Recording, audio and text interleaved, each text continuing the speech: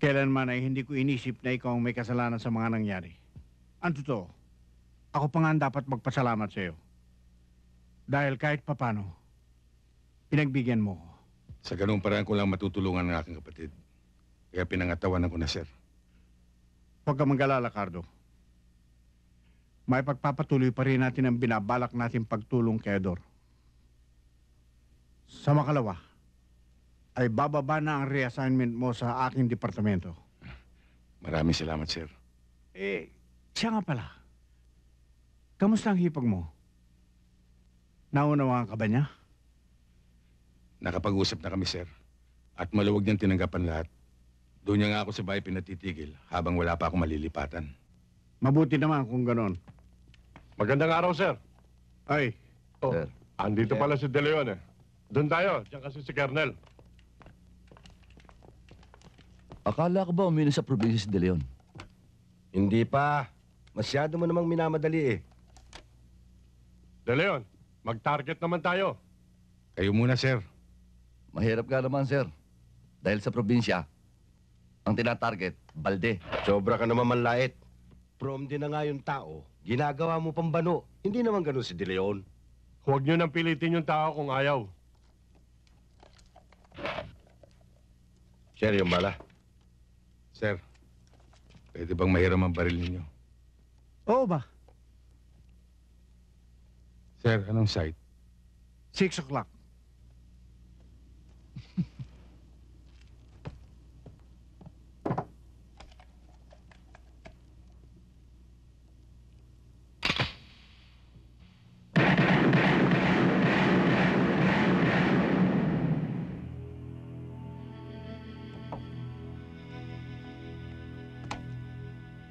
Salamat, sir.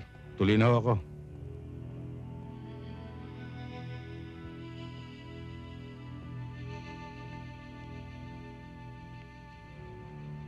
Oh, mga bata. Yun ang prom day. Sige, mag-practice kayo. Baka sakaling matuto kayo.